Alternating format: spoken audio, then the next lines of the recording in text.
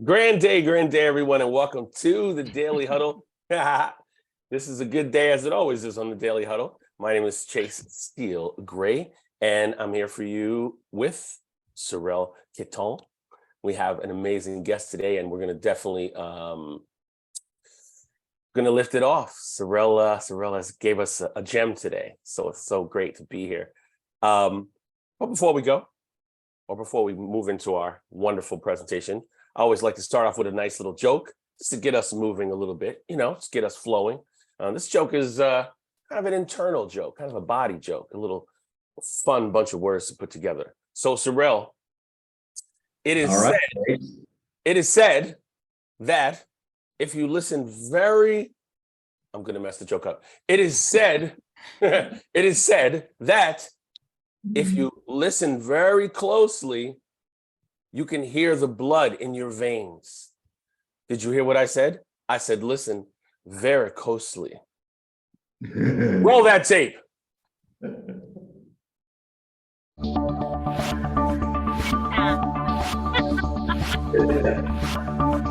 I like it.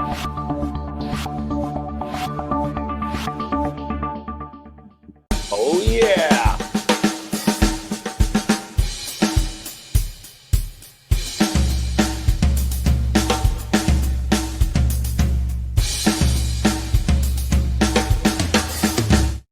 Oh, yes, indeed.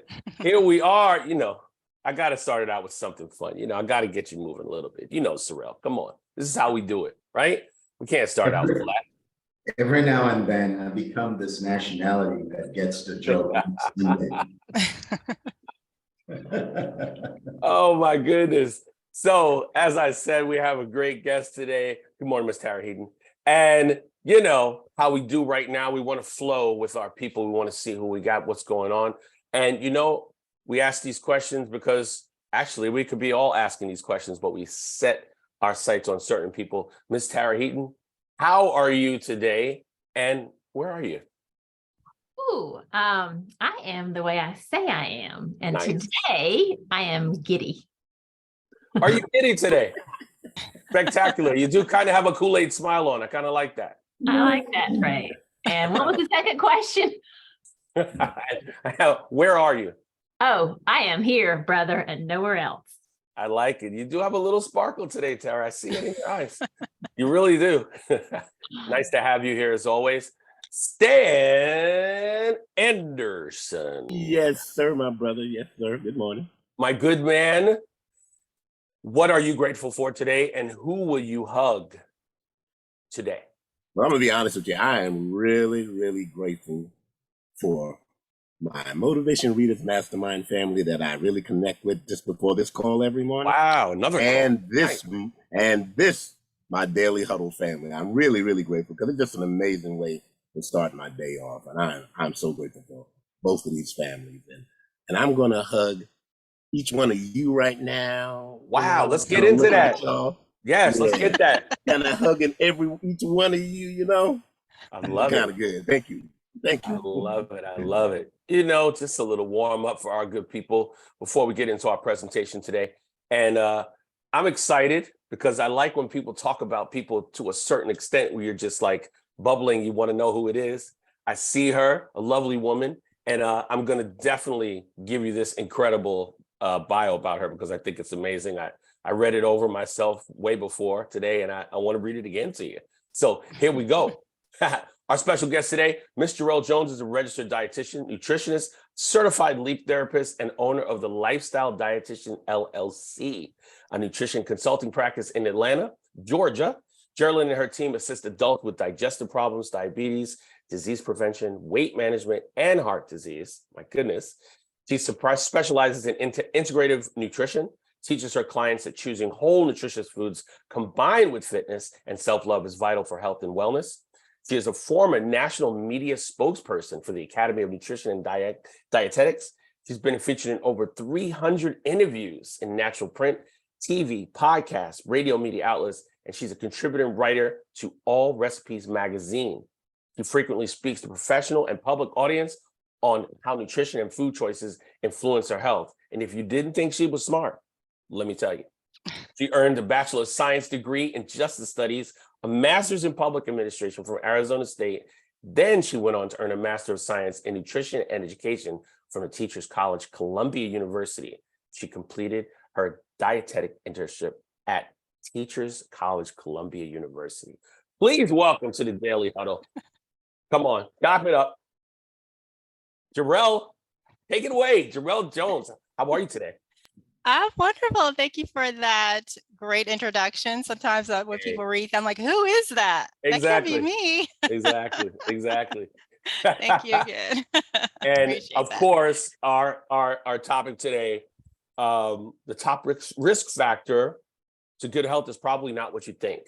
Can you please just unpack that for us a little bit? Yeah, so I just want to throw it out there for everyone. What do you think is the biggest risk factor to good health? Do you think it's smoking?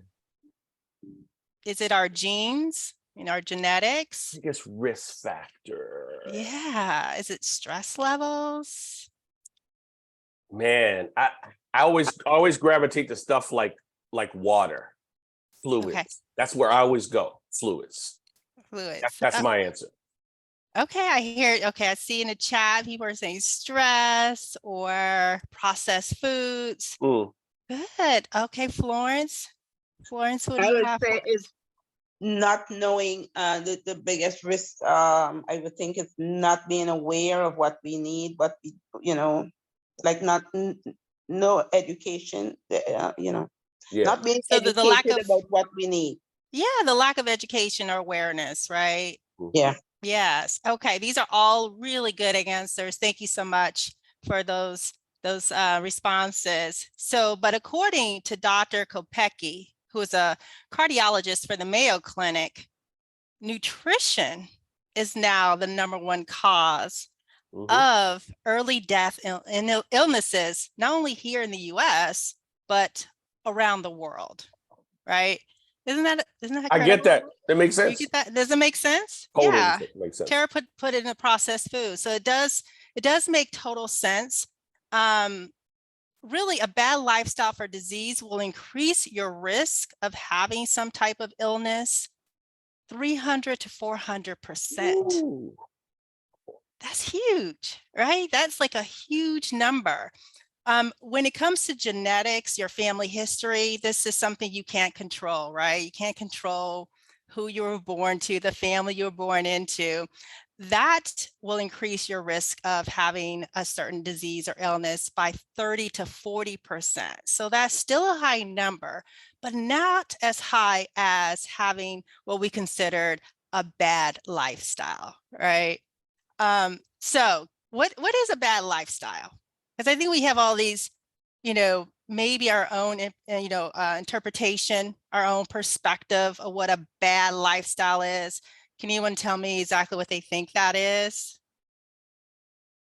My quick answer is Uh-huh. non-healthy are things that are processed. Things that are processed. Of natural things. That's my simple answer. Okay. And I'm going to cover what is processed, because there's different variations of processed foods, right? Correct. We have minimally processed foods, and then we have what we call maybe ultra processed foods. So there is a difference between the two, but yeah, that can definitely contribute to what we considered an unhealthy lifestyle, right? Now, oh, I see lack of sleep. Look at Claudette, to put that in there in the chat. Too much stress. Yeah, right. This is the way the world is right now, right? We're having lack of sleep. We're having too much stress. There's a lot of stressful events. So we can't really over-exercise or oversleep or kind of outrun a bad diet. It just won't work. So what we can do, though, is that, again, we can control, what we eat, how we eat. We can't really control a lot of other external factors that are involved in our lives, but we can control that, right? And so it often starts with that, what we're eating. Now, I've been a registered dietitian, nutritionist for about 15 years now, right? A long time. And I've counseled hundreds and hundreds of individuals over the years about their health and about what the foods they're eating. And what I've learned from having those sessions and those, those are intimate settings that I have with my clients and patients. What I've learned is that most people think they're eating a healthy diet. They really do. They really don't think anything's wrong with how they're eating and what they're eating. And I would say that most of the time I agree. It's not like as if you're eating really bad and unhealthy foods. I don't think anybody's eating fast food every night,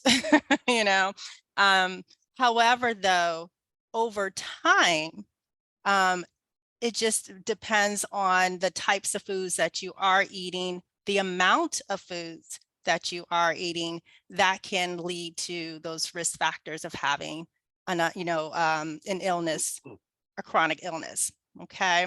All right. So let's unpack that a little bit, right? When we talk about what is, I guess, an unhealthy eating pattern. Well, my food philosophy is this. And so I like to focus on what you should be eating more of, because I'm not here to tell you what you shouldn't be eating. Nobody wants to hear that, right? I'm not the food police. I'm here to help with guide you in helping you come up with different foods that you prefer, how we can incorporate different foods into your eating habits, how you could probably prepare foods in a certain way that you probably like to eat more of. So that's really what my food philosophy is. But for the sake of this topic and for the sake of this conversation we're having right now, I will focus on what we should be avoiding. All right, so let's talk about those processed foods, because that is, you're probably hearing that often too. What is those processed foods? I would say that, so again, we have this range. The minimally processed foods that are fine to eat, one good example of that are baby carrots, right? So when you see those package of baby carrots in the store, that's not how carrots look when they come out of the ground, right? No. Not at all, right? I think it's, so when I do sometimes activities with children, that's what they think carrots look like, is those baby carrots, until you show them what a carrot looks like coming out of the ground. So coming out of the ground, that carrot is unprocessed. That's exactly how it is. That's exactly how you're going to eat it. But when they're packaging it in the store for convenience, right? Then that's the baby carrot. So it's all about the convenience. But does it change the way the baby carrot, the vitamins and minerals of that baby carrot? Not at all, right? So the carrots are still good to eat. They're just minimally processed. So they're just not the way it looks like when it comes out of the ground. That's one example. Another example of minimally processed foods that we like because they're convenient are your salad bags. I can't tell anyone not to eat a salad bag, right? Because it's convenient, so you have the option of either buying lettuce that you have to chop up. You have to take the time, wash it, chop it up, put it in the salad spinner if you're doing that, or drying it out with paper towels, and then make your salad.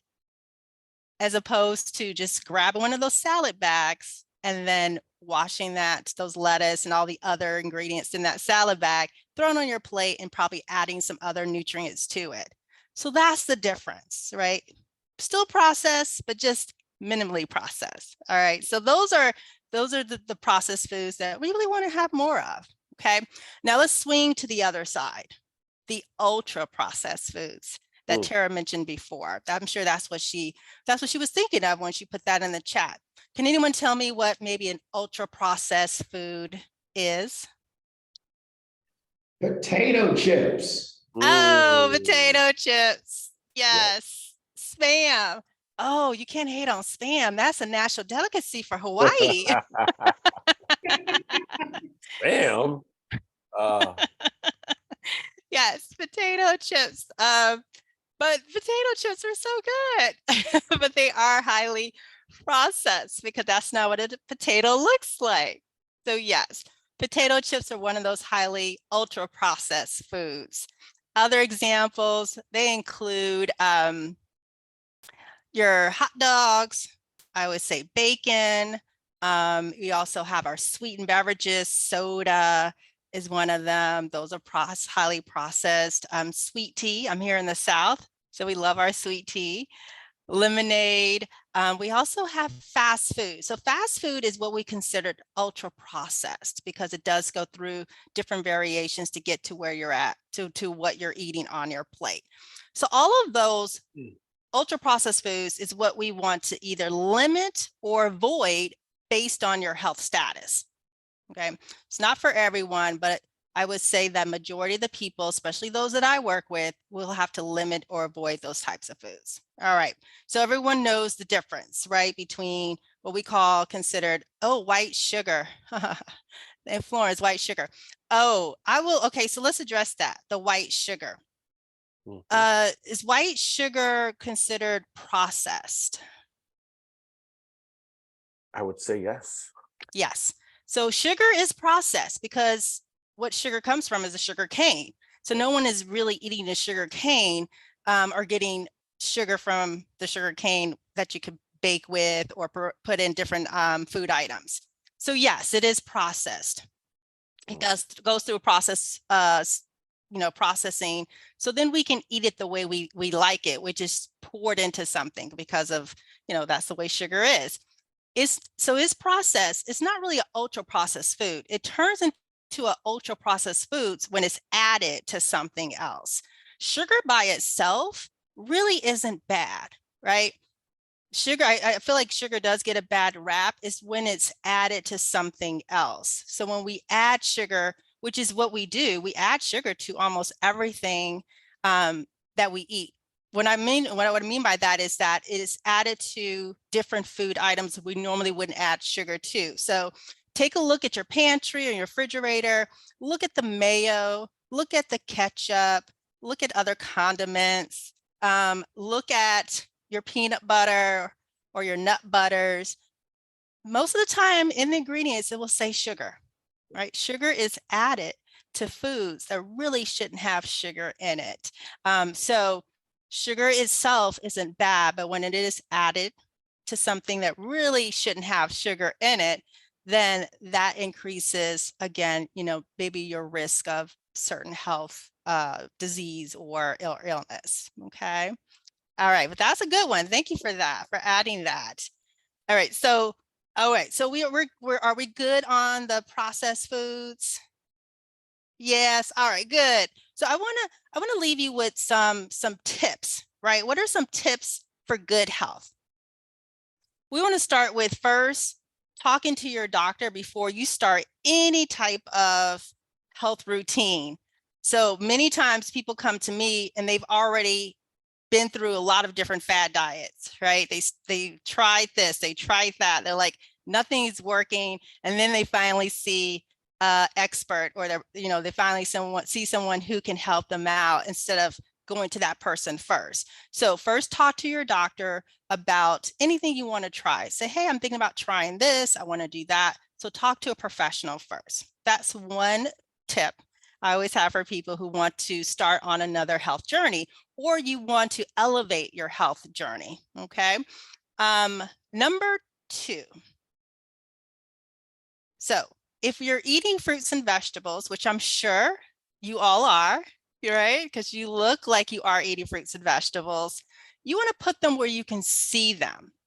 No one can see, you forget about the fruits and vegetables if you put them in that bottom drawer in your refrigerator, right? That becomes now they're lost.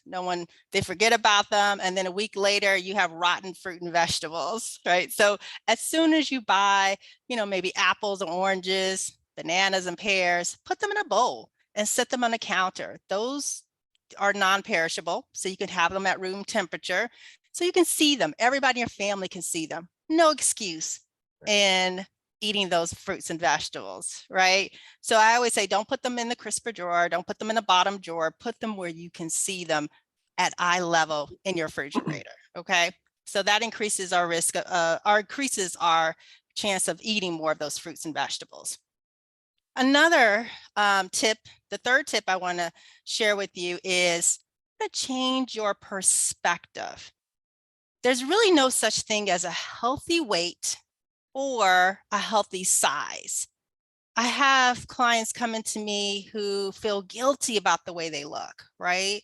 They feel as if they should look a certain way or they should be a certain, size, and it stresses them out. And I said, look, you don't have any health complications at all. So let's just focus on on incorporating these really healthier habits that you're forming and focus on that instead. Don't focus on trying to get into a certain size that you probably was in your 20s. That time is probably over. You want to look more into like, how do I feel? Am I sleeping better at night? Do I have more energy? Let's focus on more of those things instead of what the scale says or what what size of clothes that we're wearing. All right. So that's very, very important to focus, to change your perspective. Right. All right. I have a couple more tips for you. All right. Are you ready for them? Just Got a it. few more. Okay. Number 4. This is a big one. Do not fear carbs or fat. I got it. Yes. Tara's cheering me on. Oh my goodness. Your body needs fat and carbs to survive. If you avoid fat and carbs, which is very hard to do, if you avoid it, because I hear people all the time, I don't eat carbs, I cut them out of my diet. And then I have to ask them, so do you eat fruit? Oh yeah, of course. I eat blueberries, I eat strawberries. Well, you're eating carbs. Okay. So we do need carbs or carbohydrates in our diet. We cannot survive without them. This is what our brain uses for fuel. This is what our body uses for fuel. Have you ever noticed that when you get hungry, right? What happens? You become weakened. Right. You're tired. You're irritated. When you're hungry, we haven't eaten in probably about 4 or 5 or 6 hours, right? And then as soon as you eat, then you pep up again, right? You have energy. You can start thinking more clearly. And that's just because your body's getting that fuel that it needs when it comes to carbs. Okay, so we do need carbs. Now, there are different types of carbs, right? We should focus more on our complex carbs. And those are carbs that have different nutrients. They have fiber, they have vitamins and minerals. And the example of that is our fruit. Those are complex carbs. Whole grains like barley and millet and bulgur. Those are examples of really good complex carbs, and beans. Okay, so eating those complex carbs are really fulfilling and good for you. Now, when it comes to fat, so we do want to have fat. We need fat for our hormones. We need fat for our bodies. And so there are differences in fats. We have the poly and mono unsaturated fats, and then we have our saturated fats and our trans fats. Focusing more on those unsaturated, that the poly and the mono, is really heart healthy. And it's also brain healthy too.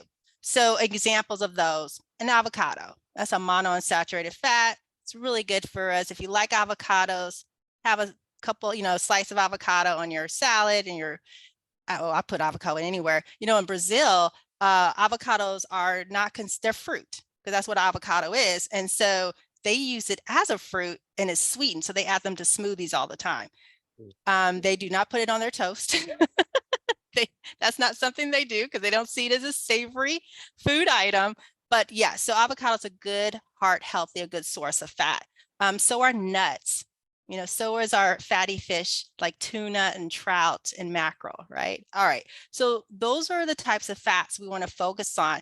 Now, we do have other fats like the trans fats, those are artificial fats. Those are fats that were created back in, I believe, in the 70s and the 80s, that was added to our foods. Now, we have slowly taken them away. There's a ban on trans fats now, okay? Because we've noticed that in our bodies, they just don't get broken down, okay? So when it comes to fats, it's all again on how much you're eating, what you're eating with. I don't know anybody who just eats fat by themselves, right? No one takes a tub of butter and just starts eating butter out of the tub. No one does that.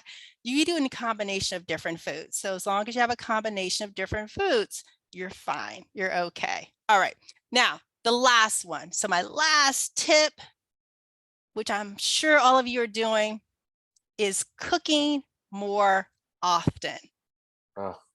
Cook more often. So what I've noticed during our 3 years of going through the pandemic is that when people started cooking more, they started feeling better, right? They started losing weight. They started lowering their blood glucose levels or lowering other numbers. It was a fantastic time for them because they were at home. They had more time to do that. Now that we're outside, we're enjoying life more, people are eating out a little bit more. So you probably notice a difference. If you cook more at home, you can control those ingredients. You know exactly what you're putting in your foods. You know how much sugar you're putting in your foods, how much fat, how much salt, all of that is controlled. As soon as you step out of the door and you go out to eat at a restaurant or you order in, you can control the ingredients they put in that food. And let me tell you, they're going to put much more salt, sugar, and fat in those food items because it tastes better, right? So they want you to come back for more and they're going to add more of those foods. Even if you go to the healthiest restaurant you can find and it says minimal ingredients, they're still going to add something that's going to keep you coming back for more. And that's going to be probably higher in one of those nutrients that I discussed. Okay. So cooking more at home, I don't think we do enough of that. And there's so many different ways you can make it fun, include the whole family. But I at least tell people cook mostly more at home most days of the week. And so that's my final tips. Those are my tips in order for us to not only decrease our chances, our risk of having these chronic illnesses, these diseases, but also just to live a more quality life. And that's really what we want. Am I correct? Excellent. Yes. You're Okay. right. Wow. Right. Excellent. Those are some really, really great tips. I want to ask you one quick question.